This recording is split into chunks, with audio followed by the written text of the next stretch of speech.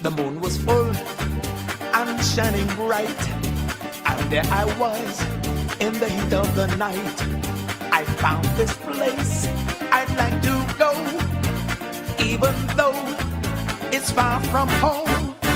It all made sense as I watched the crowd, the things I heard. This place was wild. The lights were low, people everywhere, sounds of love screaming through the air. It was there I fell in love. It was there I found my passion flowing, and far from my mind was the world I left behind. I used to think how it would be to find someone who needed me, and it was there my dream came true, 'cause it was there that I met you. So many days had come and gone, I almost thought I'd write a song, and then I found this crazy place where I met you to end the race. It was there I fell in love. It was there. Good evening and welcome back to Memories of a Musician. I'm your host, Vito DeSalvo. We have a wonderful program for you tonight with a very dear friend of mine, Ken Kovach. Ken is known probably most around town for being a bass player. He's actually a nice singer, and he's a very good sound engineer as well. And believe it or not, he didn't make his entire career in music. So we're going to talk about that when we get a little bit further into the program. So Kenny and I have been friends from the time he became a student at Duquesne University School of Music. And I think he's about 2 years behind me. So I was probably a junior when he was a freshman, and he was a trombone player at that time. And somehow we ended up in the same circle of friends. And I want to show you a picture. And now this is a little bit more recent, but this is a picture of Ken and I. This is not actually too long ago, a few years ago.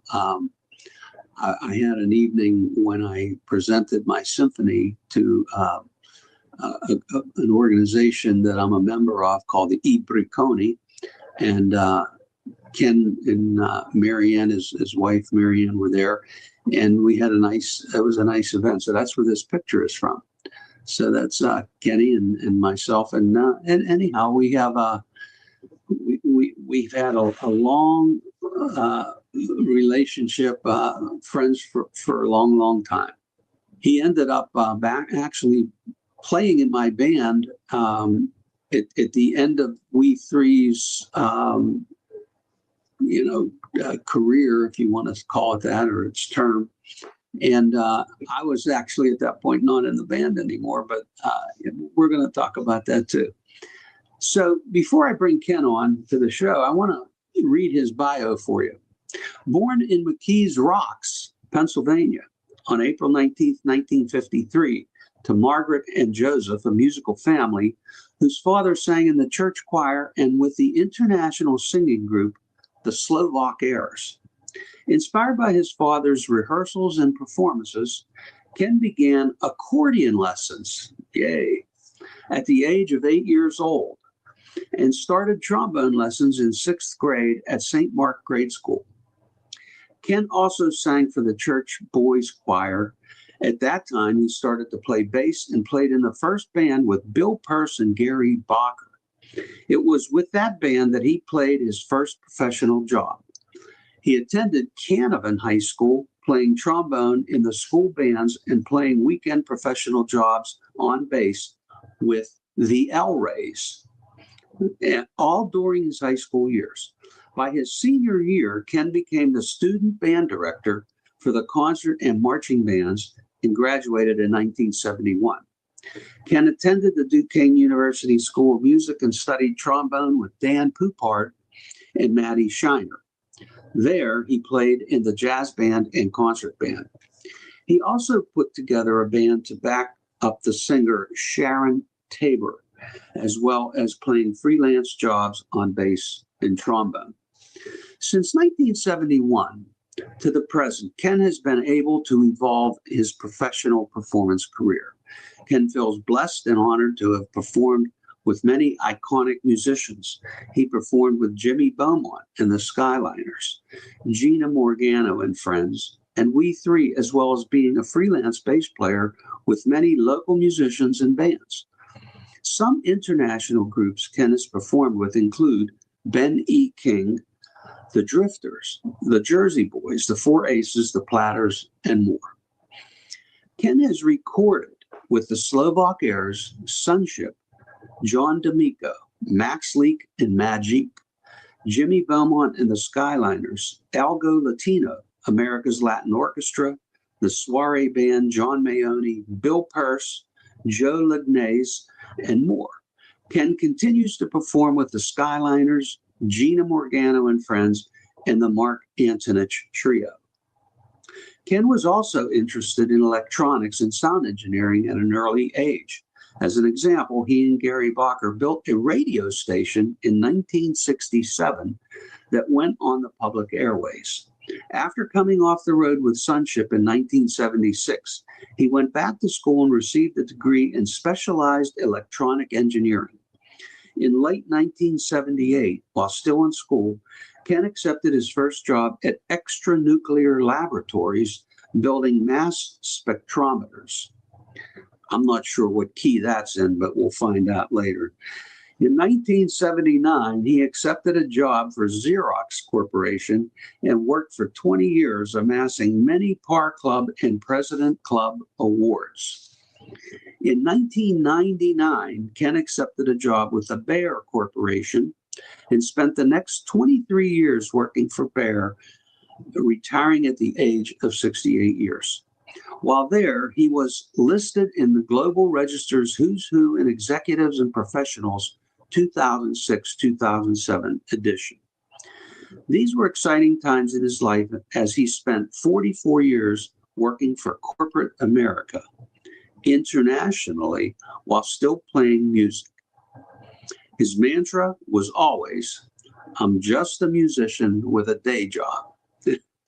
And so with that, let's bring Ken onto the program and let's meet Mr. Ken Kovach. There he is. Good morning, Kenny. How you doing? Good morning, Vito. Great to see you. Great to see you too. Everything going well for you there in Lafayette? Yeah, the weather's turning a little cooler today, but I'm trying to extend summer a little bit. I'll throw a cover on the fig trees tonight. There you go. Well, you know, I told a lot of people that doing this program, this podcast, is interesting because there's so many people that I know very well, and yet I still find out things that I did not know about them. And I never knew that your first instrument was the accordion. Yeah, how about that, huh? That's awesome. I didn't know that. Now, I shouldn't be surprised because, you know, you come from an Eastern European Slovak culture, and of course that's a big instrument in that culture. And your dad had a Slovak band, and so, you know, I shouldn't be surprised, and I'm not surprised really about that, but I just didn't know. I mean, as well as I've known you over the years and everything, I never knew that.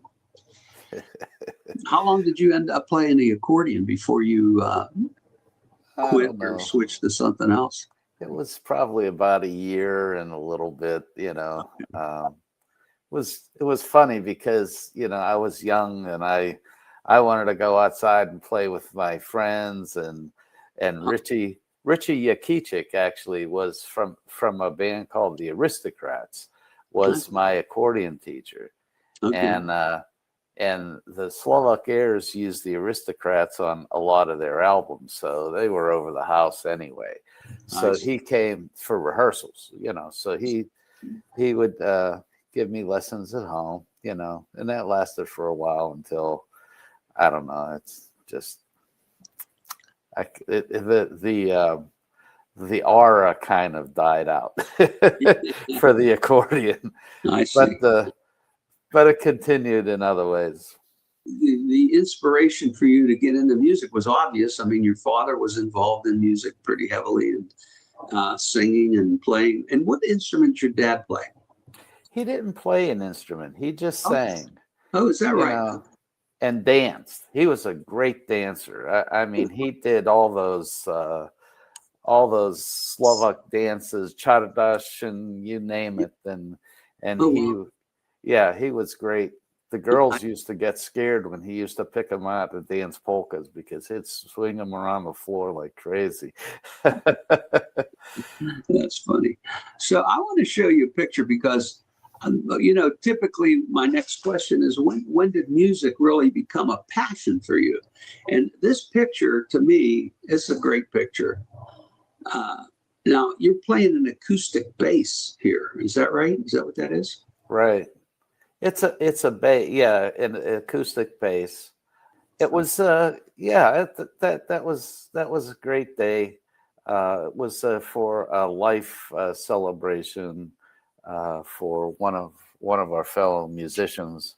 I can't remember his name, but and anyhow, it was fun. And Norman Hogel, he was another great bass player in town, and that actually was his bass. Oh, okay. So he used to borrow my jazz bass. I had a Fender jazz bass, and still do actually. But he used to borrow that whenever he needed a bass, and he let me use his. I never knew that they made such a thing as an acoustic bass like that. If you didn't know by looking at the strings how thick they were, you would just think it was an acoustic guitar, Yeah, right. But I mean, I could tell because of the strings. But I mean, I wasn't aware that they made a bass like that, with like a hollow body instrument like that. Yeah, they're pretty neat. Yeah. I like Yamaha. They make a nice version. I always wanted to get a fretless one, Okay. And it could be electric too.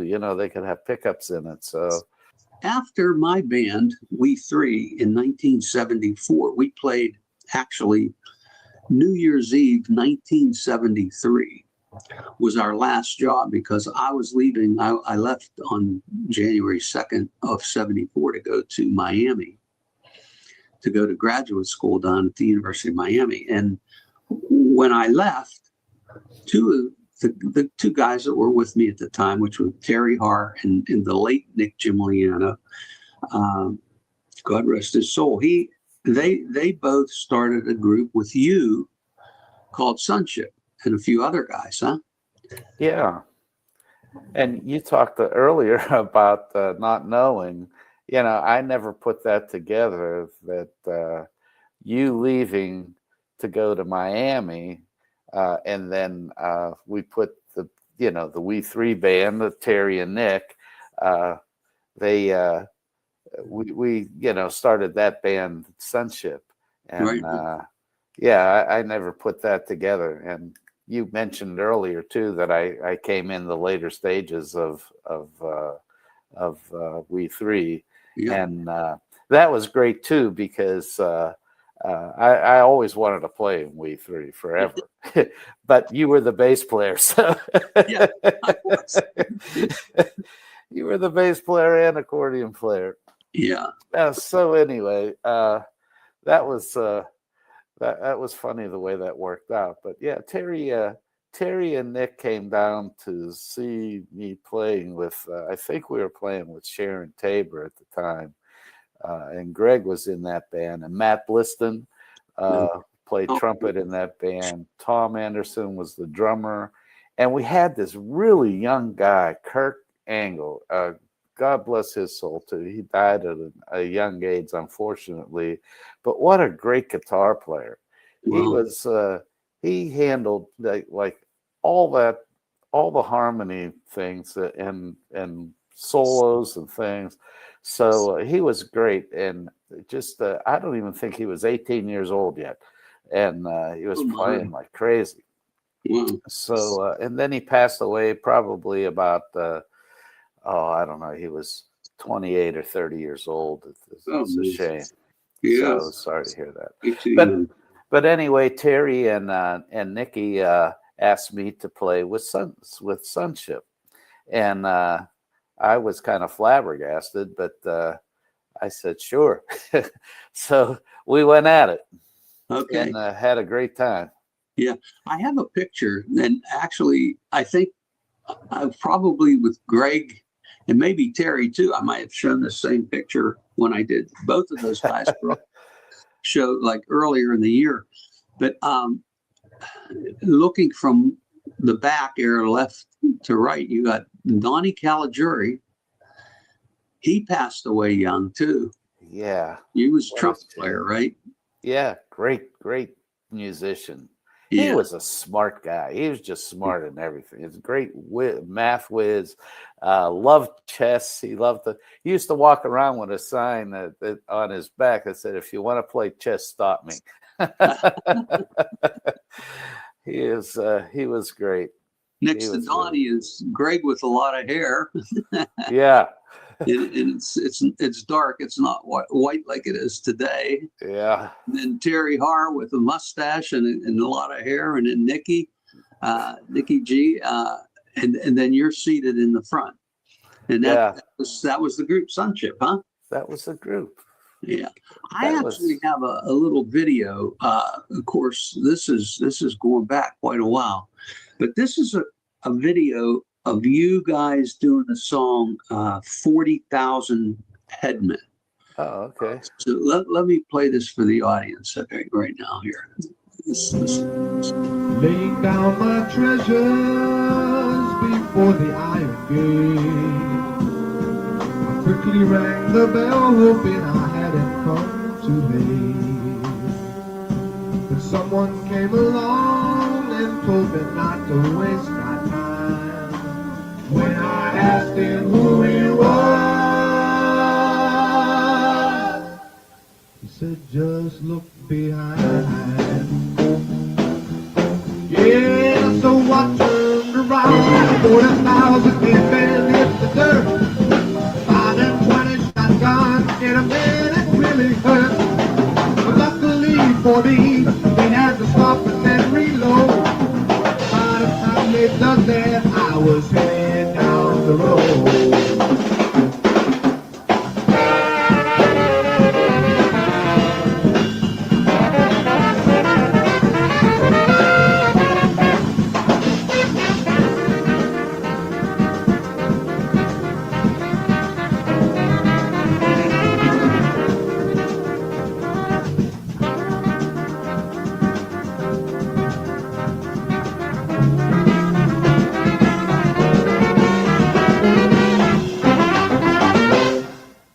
Nice. Yeah, Terry. That was a great arrangement. I tell you that. Yeah. And you had some nice dynamics going on there. I like that. That was great. Yeah. Very nice. Very cool. So after Sunship, there's a group called Life Force. Unfortunately, we don't have any pictures or audio recordings or nothing of Life Force. But what a band. I remember going to hear the band. Lana and I we would go here, and I'm trying to think where we heard them. I'm going to say the Boardwalk, but down near Castle Shannon. I don't remember, but what a great band that was, huh? That was wonderful, wonderful, wonderful dance band, and great musicians in that. Great horn section. Greg was in playing saxes, and that was great, and good rhythm section. Max and Billy and myself. We had a few guitar players in and out, but that was basically the rhythm section. In fact, for a while there, that was the rhythm section. That was a great rhythm section. Max, Billy, and myself loved that rhythm section. We did a few bands together for about 4 or 6 years for a while. Mm-hmm. Well, we're going to talk about one of those now, which was a group that I think Max put together called Magique, Max Leak and Magique. Greg mentioned this, and I think this was part of his too. I want to put this on this picture here. You're all around the tree there. Hugging the tree. So in the front, you've got Max on the left, Greg on the right, and standing, you're on the left, and then Billy on the right. That's the same rhythm section you were talking about with Life Force. Yeah. Yeah. Only the addition is Greg here, you know. I have that photo. Again, I don't have anything of audio from this group or any videos. You know, back then first of all, we didn't have cell phones, right? Today with cell phones, people can, get video and pictures all the time. But back then we didn't have that option. And so it was really not something that we focused on. We weren't really focused on or even thinking about archiving anything that we did. It was not even a thought, Yeah, right. Everything was centered around performing, and sure, that was it. And gigs. I don't know what happened to all this stuff. I did have some, but I don't know. I moved from Bethel Park to South Fayette. I don't know if they got lost there or somebody borrowed them and never returned them. And could have been something like that too. But anyway, you know how that goes. Sure, absolutely. I do know how that goes. So after that, I do have some stuff on this here. You were a member of this band, which was Algo Latino. Yeah. Right? And tell us about this band and who put it together and things like that. Well, actually, the leader and founder of this group was the trumpet player right next to Billy in the back on the right. He started this band, I don't know, many years before we got to this point. Okay. And so he used to just rehearse in his garage, and it was nothing great, and just some pickup musicians and stuff like that. So when we got involved with the band, Billy and myself and John too, he was involved with Al prior. So we decided to really put a band together. Okay. Yeah. And this is like an all-star band with John on saxes and vocals, and Kevin Clark on trombone in this band, George Jones, conga,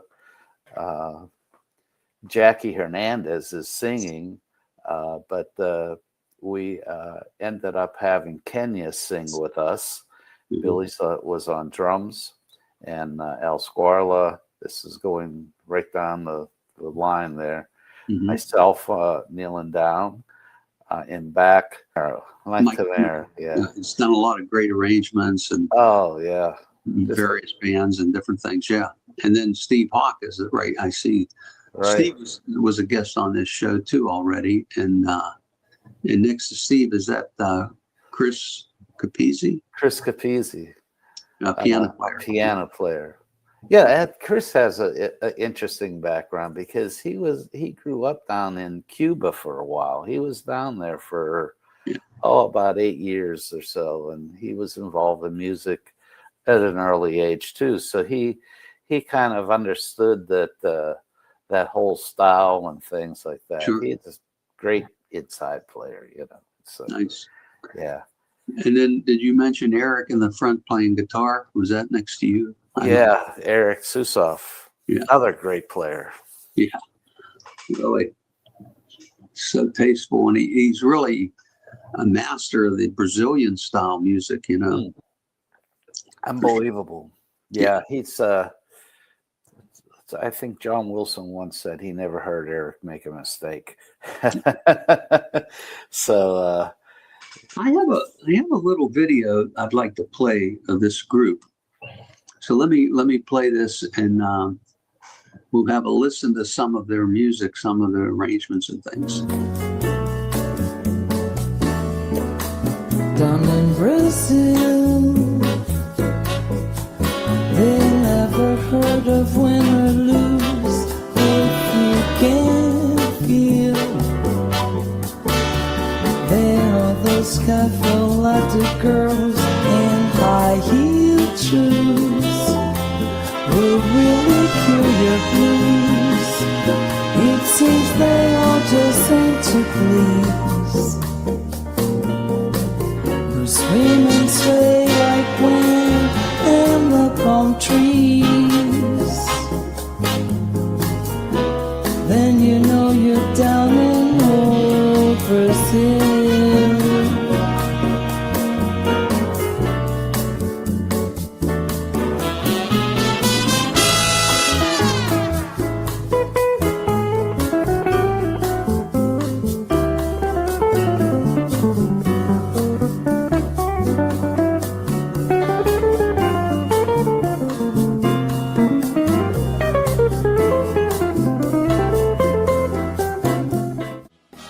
Regresa por favor, pues la vida es muy corta. Salgamos de la duda y del rencor. Muy bien dice el cantor, lo pasado no importa. De todo nuestro orgullo es lo peor. Renovemos la pasión, pues la vida es muy corta. Llenemos de calor el corazón.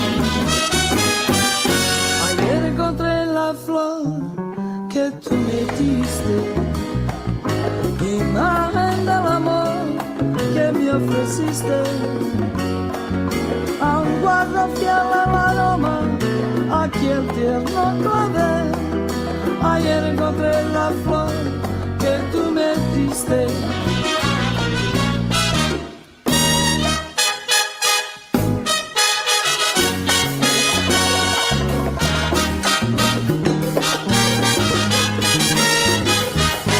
Levántense y gocen que la vida es corta. Alégrense, por fin que lo demás no importa. Oigan bien, sin temor, lo que enseña la vida, Señor. No que busque otra herida con el mismo error. Oigan bien, levántense y gocen que la vida es corta. Alégrense, por fin que lo demás no importa. Tiren a todas las penas y busquen la vida buena, con cariño y armonía, como el agua y la arena que buena. Levántense y gocen que la vida es corta. Alégrense, por fin que lo demás no importa. Anímense, sacúdense, acérquense, sin problema familia. Racatacatac, que los jueves te llaman, te llaman.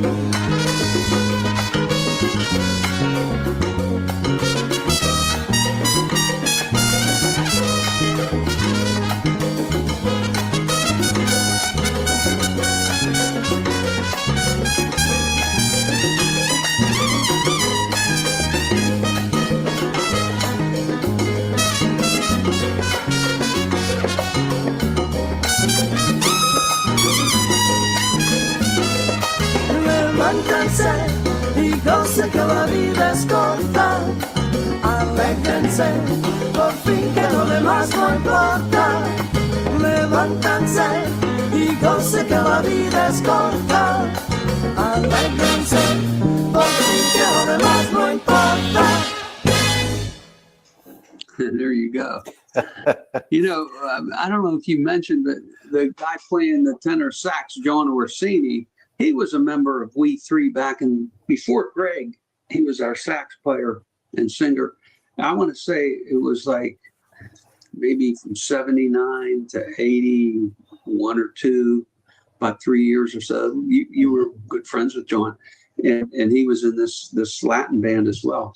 And this Alan Squarla, who founded Alga Latino, he's also an attorney, I think. So he has, you know, besides being a musician, he's got a career as in law as an attorney. So that's kind of interesting too. Yeah, it was a good group, and you know, it's interesting because it's hard to book a trio or a quartet these days, much less a group that big, you know, that many really? players. I mean, it's how many times is a group like that going to work in a year? You know, if you do a half a dozen gigs, that's a lot these days, you know. Yeah. For a group that size, you know. We did pretty well, you know.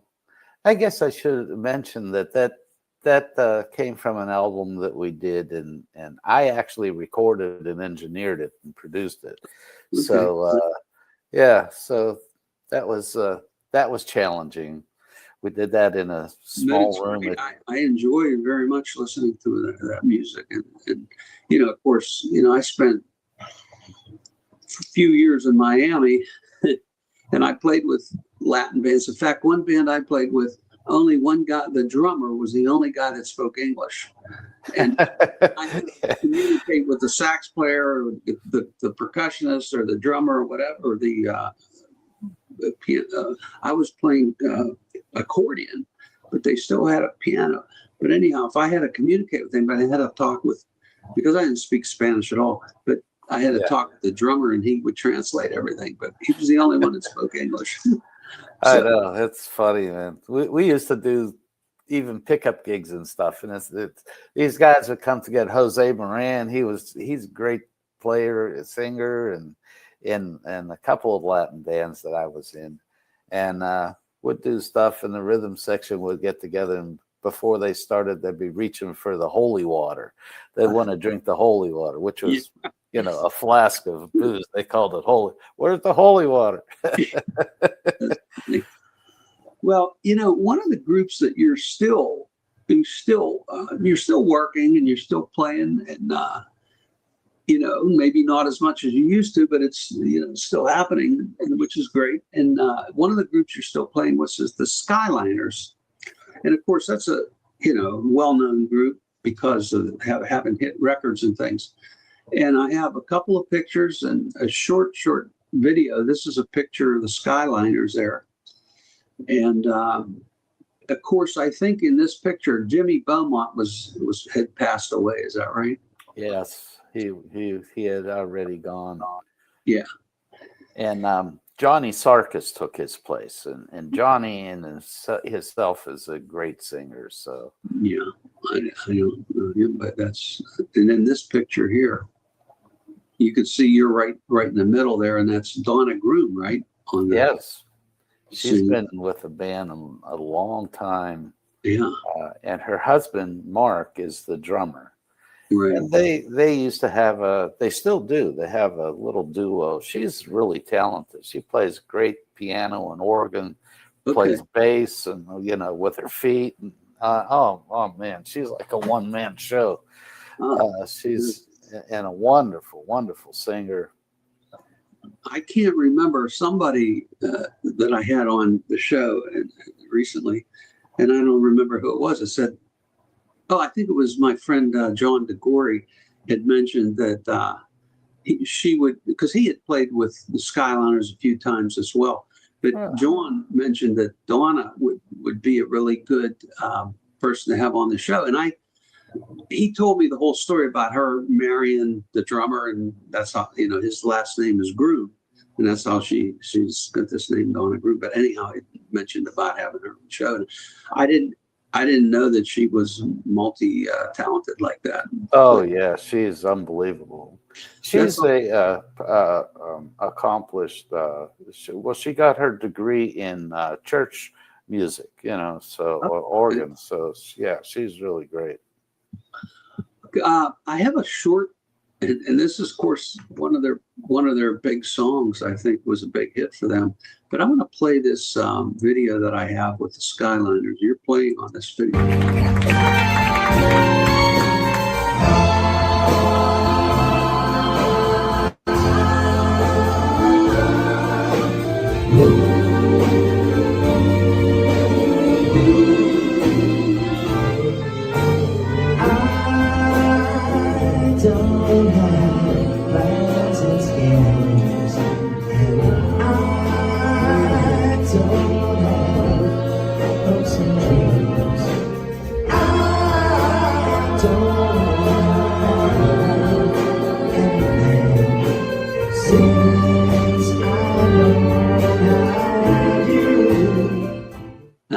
That's great. I wish I had the whole song. I was just, it's a nice tune too. Yeah, that was a really popular tune for them, and recorded by tons of people. Even Guns N' Roses recorded that too. Yeah. Actually, it's interesting. I knew another guy that, has since passed away, but he was the record promoter. Back in the day when they were starting out, they had record promoters who would take records that they came out with, take them to the radio stations and get the radio people to play them, right? This guy's name was Nick Sensi, and he was the guy responsible for that song becoming a hit with the Skyliners. His name was Nick Sensi. He lived in Whitehall, Pennsylvania. Right. And I remember he was at my home and I was at his home, and we were all good friends with Pat DeCesar and Ed Traviseri and the whole gang. We were all friends, and he was a very interesting guy to hear the stories that he had about, how he would go into a radio station and in the booth and just sit down, and he's tell the guy, the radio host, he said, "I'm going to sit here until you play this record." And he said, I'd get lunch, I'd bring lunch back, I'd bring food and whatever. He says, and I'm sitting there and and that's all it took. Yeah. And he said, "Oh, you're going to play it." And he'd play it once. He said, "Well, that's not enough. You've got to play it over and over." But they were had to be real persistent people, to get these records played by these radio jocks. And so it was an interesting business. It's no longer nothing even sorts of that kind of way things are done these days, But that spawned the whole industry within itself, with payola and everything. And for sure. Yeah, it's unbelievable. So, I think I want to ask you your name. That we call you Kenny Kovach, but is it the Slovak? If I were a Slovak, I would pronounce it Kovach. Is that right? That's right. Yeah, because I've heard a little bit here and there, and I pick up some things. I think that was, and I think even you told me that a long time ago about your name. But it was interesting because I have a song that you sang with your dad's group, the Slovak Airs. And I'm not going to pronounce it. You're going to pronounce it. How do you pronounce the name of that song? Dve oči neverne. Dve oči neverne. Dve oči neverne. Yeah. Okay. And it means two unfaithful eyes. Right. Is what it translates to. And it's a great song. I mean, first of all, it's in minor, which, I love anything in minor, but it's a cool song. And I'm going to play this song, and there's some little pictures with it. Unfortunately, again, and we talked about this before, you don't have a picture of your dad playing with the group or singing with the group, I should say. And you don't have a picture of, or you don't have an album cover from right, or you know what I'm saying. It's unbelievable. They did one of the albums. First of all, that group was great. They had recorded 11 albums, and they have albums all over the world. But one of the album covers was an artist sketch of all the members of the group, which was great. And I was trying to look for that, and I couldn't find it. And so things are getting lost as I'm getting older, but which is a shame because I really don't want them to be lost. Yeah, for sure. Yeah, you don't want, and hopefully your son Kenny would, or your daughter Katie, would be interested in, archiving that stuff and keeping it alive. Yeah, for sure. Yeah, for sure. All right. Well, let me play this. This is a cool song. Two Unfaithful Eyes. Here we go.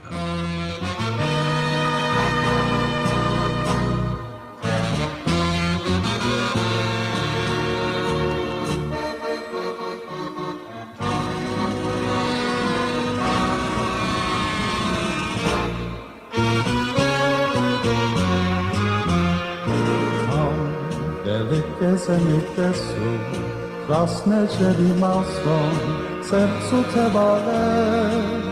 A polibano, počul som pjesene, že budeš moju, keď sa vratím späť. Keď som sa vratil, viem, že som ťa stratil už, tak neuvidiem viac, že tvoje sľuby boli len krásny plán. Iný ťa ľubí a ja som tu sám, tvé oči neverné. Ja dávno hľadám a na nič zabudnú. Darmo si žiadal. Ja veril som, že i ti pôjdeme pri sebe, a len dve svetné rúže ostali po tebe. Dve oči neverné, tam sa sú, či chvíle stratené, ni spievky nesú. Vša slova by a lásku dávno prosili. Dve oči neverné ma navždy zradili.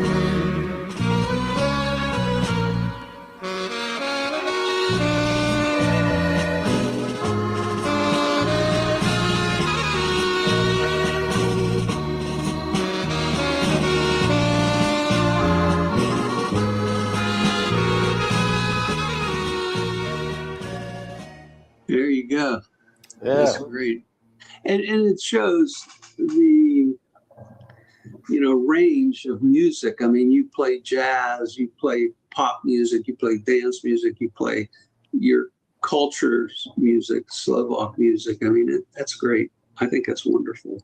Thank you, Vito. I really enjoy doing that. And, even what we did with all the Italian music with We Three and stuff, and polkas and it goes back. It goes back.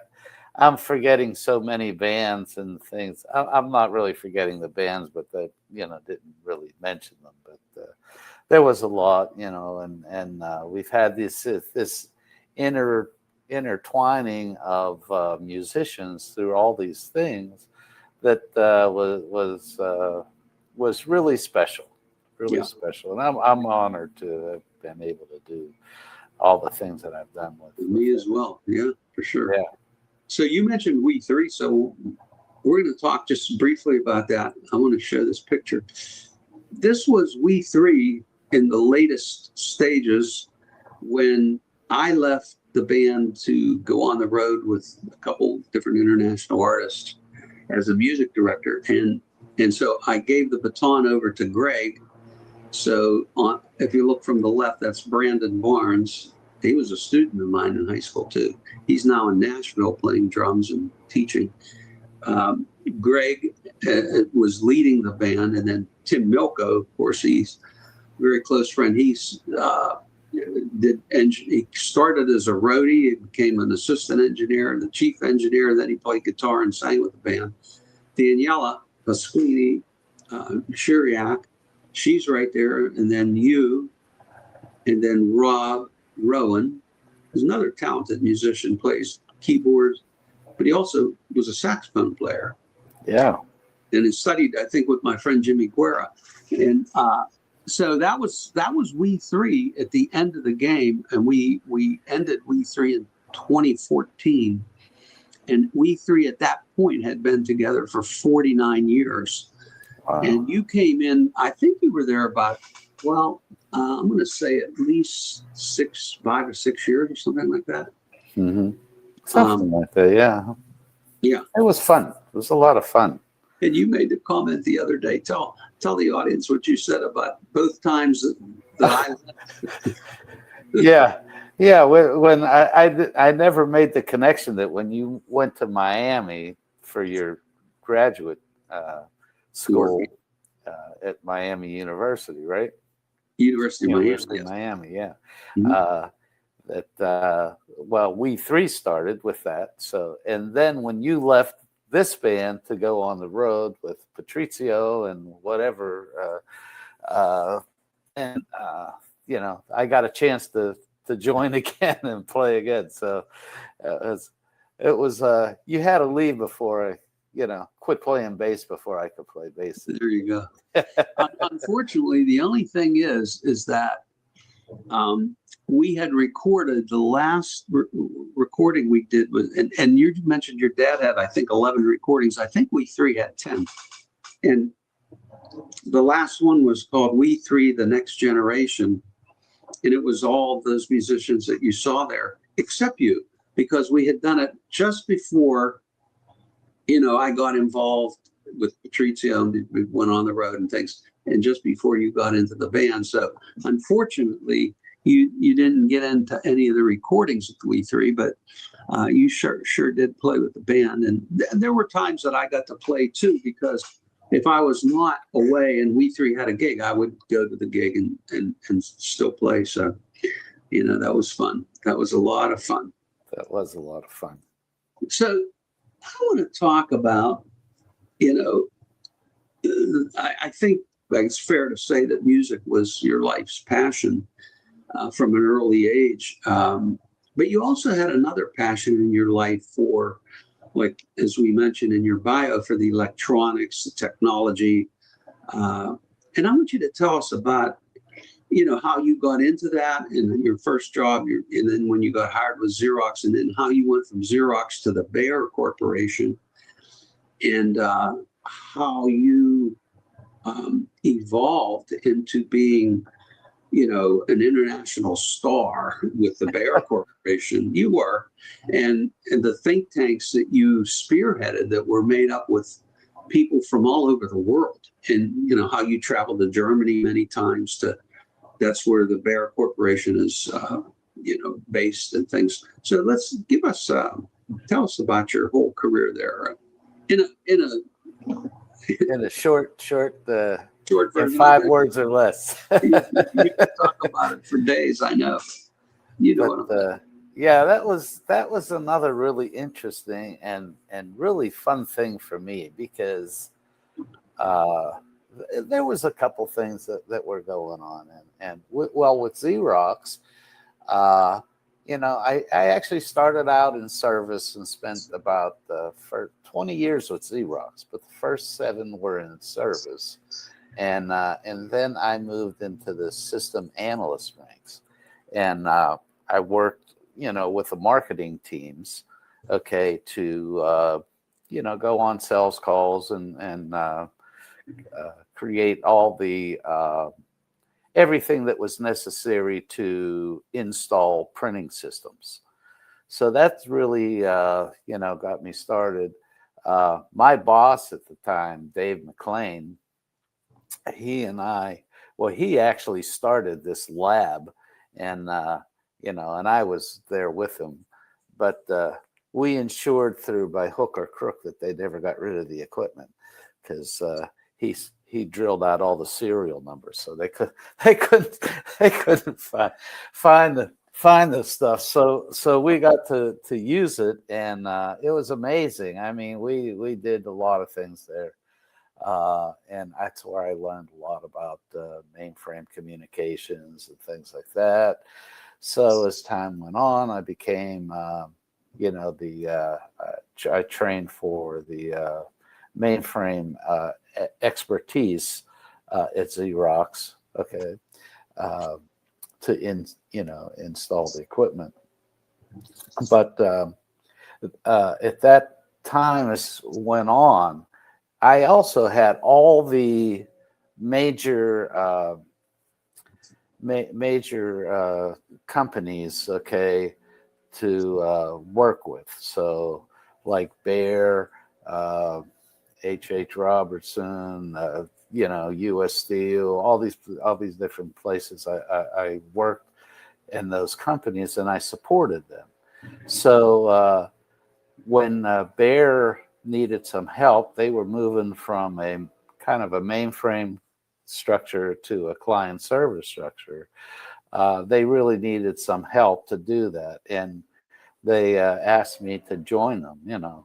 And I didn't know. I was a little weary at the time, but that was the best move I ever made, because that's when I could really, you know, really do all the things that I could. Flourish. So, and they let me. So, yeah. So back in '99, that's when I started with Bear Corporation, and I was ended up working in printing. You know, getting print. They hired me to put an output management system together. Well, they hired me to help with this, but I decided that the best move would be to put what was called an output management system, which had many variations of print associated with it. So printing, archiving, document design, and all these things. So that was another thing that was a lot of fun. And, you know, I got to travel to England and worked with, you know, many companies. And all this stuff was in its infancy at the time. You know, everybody knew that there was potential, but nobody actually put it together. And I helped to spearhead that because we wanted to use it. Yeah. Bear. By we, I mean Bear. That's how everything got started. And you know, we had people from all over the place, Singapore, Canada, Germany, where else? Oh, Sweden. This kid, he was a young guy. He was maybe 20 years old. He was balding already. Okay, but he was a genius at coding and stuff like that. And every once in a while, I'd come up with something, you know, and tell him, it's, oh, okay, Ken. And he always wanted to go to IKEA because they had the Swedish meatballs and stuff like that. And he'd be doing all this and would go out and would have a drink, and he'd be lighting shot glasses on fire and sticking them to his hand, you know. And oh, geez, it was hilarious. The guy from Singapore, you know, one of the directors in Pittsburgh, Andy Diana, he moved to Singapore to head that data center for a while. So when he went there, and he told me the story, I couldn't believe it. He came back and said, so I go there and I'm giving him a speech about, you know, myself and what to expect and all this stuff. He says, do you have any questions? So one guy raised his hand and says, do you know Kenny Kovach? He says, oh, yeah, I know Ken. So that's funny. That was, yeah. I remember you telling me the one story when you had just completed this work where we were talking about printing, where someone could print something from their desk to a particular printer, but it wouldn't output the actual print job until that person went to that printer and put in a code, and then they could get what they wanted. So they could print anywhere they wanted. Right. Is that right? Did I describe that right? Yeah, pretty close. Yeah, we had ID cards, and we had card readers that you'd go and just put your ID card in. So what was great about that is it didn't go just to one printer. It went to a storage area, a queue, and you could be anywhere in the world and go to any printer and print it out. So if you were going to a meeting, say in Germany, which I used to do all the time, then you just print. You didn't have to do anything, and take your card with you. Yeah. Stick it on the printer, and then you can print all your stuff that you needed for the meetings or whatever. Designed this whole program. This was your baby. Amazing. That's amazing. That's so far away from music. I think, I don't know. It's a whole different deal, right? I don't know. It's creative, okay, and I think that's what music really helped me in that field also, because it helped me to be able to think outside the box. Okay. So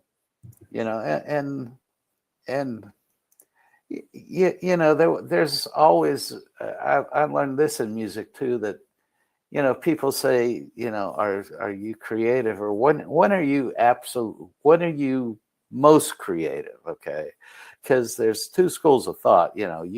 Anything goes. You can do anything you want to do, Right. and that could be creative. But I feel that under a set of rules or a barrier, okay, a circle that you have to work within to be creative inside of that circle, that's real creativity, because it's like 12 notes in a scale, and what have people done with that?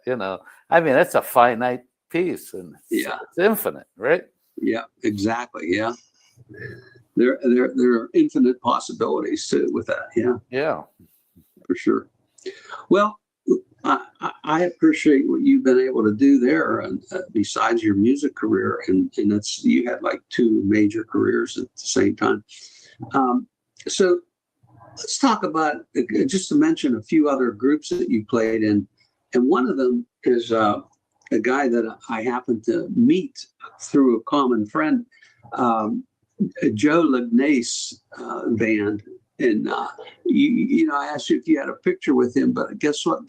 I had a picture with him. I think this was at your house. Oh yeah, I remember that. Joe. He's an amazing guy too. Oh, really? He's written books. He's written cookbooks. He's an engineer. Yeah. And he's a musician. He had a big band. And what was the band that you played with him? Was it a big band style thing? Yeah, it was the Joe Lignace band, and he studied with John Wilson.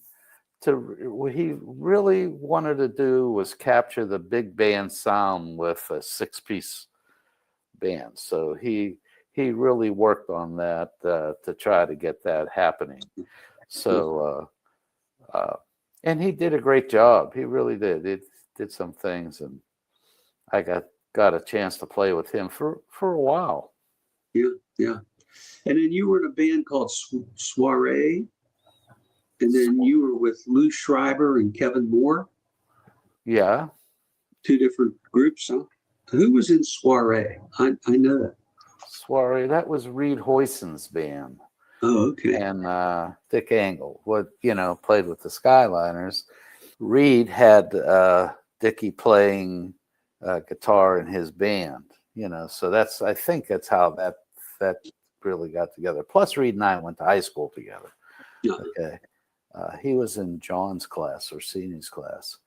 I was a little bit behind, like 2 years behind you. I think 2 years behind them. That was a good band. Soiree. Yeah. Did a lot of different tunes and things. And then we mentioned in both in your bio and I think earlier the band with Gina Morgano and friends. And I think it's fair to say Gina's your daughter. I know technically she's a stepdaughter, but she's a daughter because you've known her since a tiny little girl, right? Right. And so you've done some gigs with her, and I have one picture. Let's see this picture here. There's Gina, and then Greg is on the left. Mm-hmm. The center playing bass, and Gina is not only a singer, but she's a very she went to school for journalism, I guess, and she's a very good writer. She has a podcast as well. And she helped me a lot. And you'll see her name in the credits at the end of the show because she helped me get this whole thing underway. So how did you get started with actually getting Gina on board to say, well, let's put something together and get some things going here? How did that all come about? Well, we used to talk a lot anyway about music, and because Gina went, she was involved with music in high school. She went to Mount Lebanon High School, and that was a great music program there. Sure. And she got involved with that, and her friend Sarah Silver, it was her good friend, a great violinist. So she was always involved. Then she went to Northwestern University on a program that they had, a 5-year program where you were able to graduate with a master's degree in journalism and an undergraduate in music. Oh, wow. So she finished that. Gina's very bright. She's really bright. Then from there, after 5 years, Northwestern, she moved to California and spent, I think, about 4 years there. But she got her master's degree in music at the San Francisco Conservatory of Music, right? So she was really trained well, mostly as an operatic singer, but she liked to do other things. So she started doing some gigs in San Francisco. She moved then to New York and started working there. Worked with the National Choir. That was the name of this. And their home base was at the Lincoln Theater. So, you know what's been happening there. So she started to get her feet wet, and then she started to do shows. So she started putting some shows together, and she would sing. Okay, so she put the book show together, or the library show, as we call it. So all the songs are about books, and she would go to the libraries and with a trio or whatever and sing, sing this, and she continued with this. How that kind of all evolved, and so she started getting more and more comfortable, okay, with popular tunes, and of course she loves Broadway, so she always liked the Broadway things. Just had to hone in I call them the rules. I guess there's a musical name for that, but you have the all the when to come in with the chorus, when to come in with the solos and things like that, stuff like that. So and she became more popular, and then she put a Linda Ronstadt show together. That's a killer, man. She really does a nice job with that. Yeah. And she also is now a member. She's back in Pittsburgh, and she's a member of the Mendelssohn Choir too. Yeah, right. She's a member of the Mendelssohn. So she performs. She's doing well, and she's doing her podcast, and she's teaching online and things like that. Well, so. I have a little video with one of the things that you did with her. So let me play this.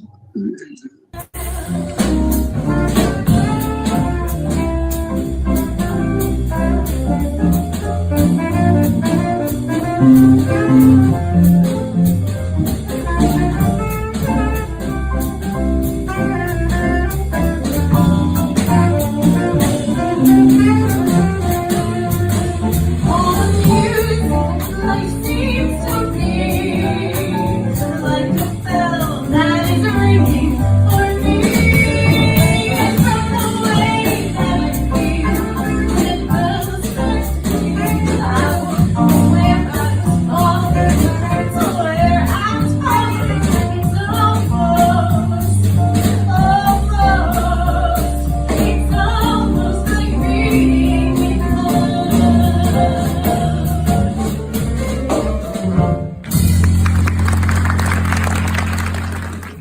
There you go. Yeah, she's great. I love hearing her sing Broadway music. I think it's one of her fortes. Yeah. Yeah, for sure. So let's talk about one more major group that you were not only a part of, but you really founded this group, which was America's Latin Orchestra. Tell me about how you got the idea to. Now, you obviously, you know, there was the Algo Latino that you were playing in, but I have this picture that was a live shot with America's Latin Orchestra, and I see you're back there on bass, but I can see in the front Greg Grenick is playing, and next to Greg looks like Ray DeFade Sr., right? Right. And that what is the name of the singer there? The female. Oh, that's Henya. Kenya, yeah. Not Kenya, Henya. A different one. Yeah. Yeah. And it looks like Tommy Simolara playing trumpet, like straight in the middle between the two singers. He's there. And who's the guy singer there? That's Jose Moran.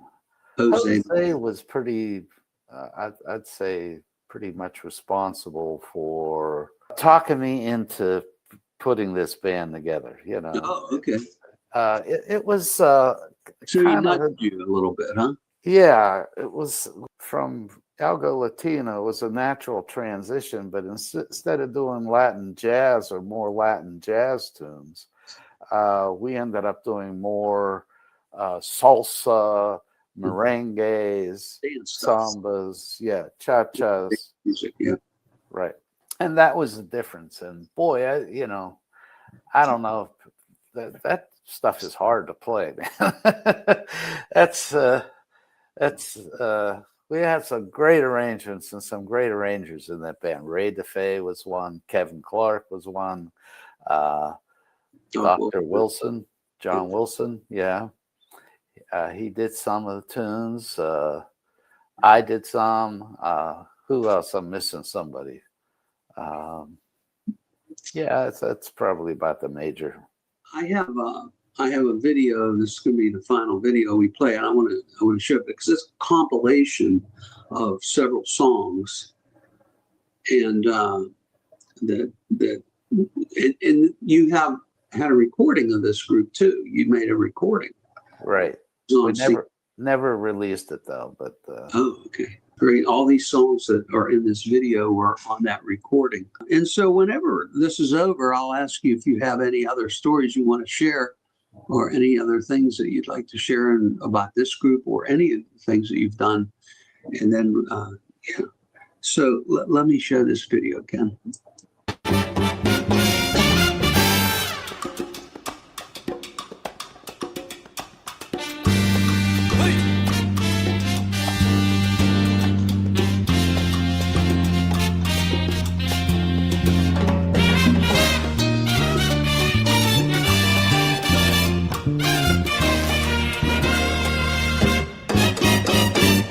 Penal, siempre penal, y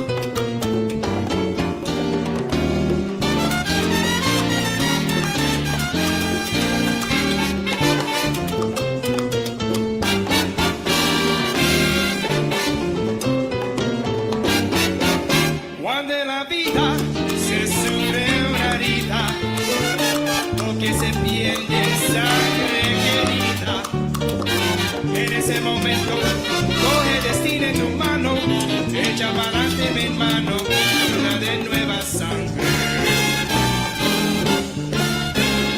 Cuando en el alma se siente el dolor por la traición.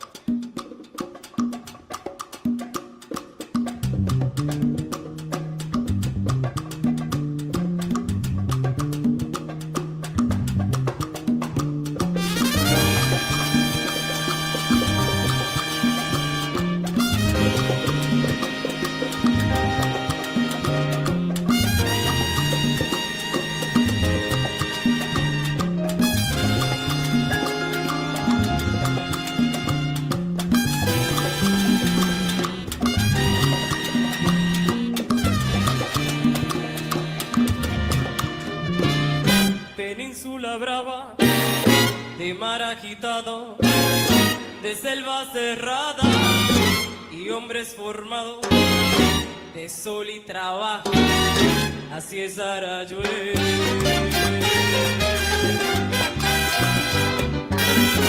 Donde el viento libre corre y el aroma de sus campos se confunde con los gritos que de lejos del mar lanzan.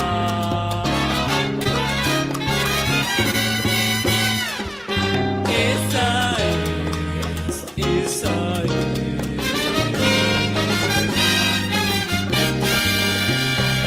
la península bravía de Arayue, Arayue.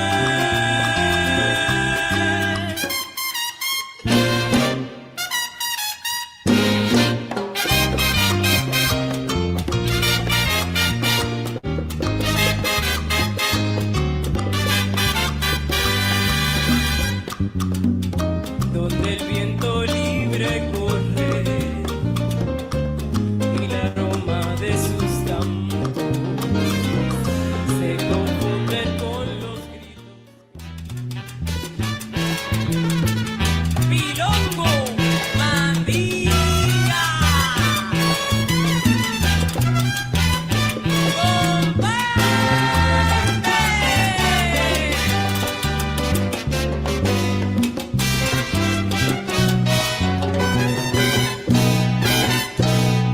Estoy tan enamorado de la negra Tomasa que cuando se va de casa, qué triste me pongo. Enamorado, enamorado, enamorado, enamorado. Yo estoy de la negra Tomasa que cuando se va de casa, pero qué triste me pongo. Ay, ay, ay. Ay, mira que esta negra linda cámara, mira medio bilongo. Que esta negra santa cámara, medio bilongo. Lo más que me gusta es la café, que ella me cuela. Lo más que me gusta es la comida, que ella cocina. No ve que me gusta la café, me gusta la café. Mira que ella me cuela. Lo más que me gusta es la comida que ella cocina. Ay, ay, ay.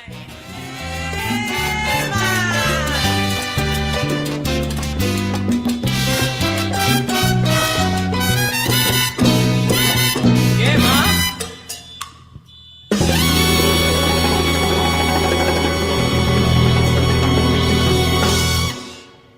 ¡Milongo!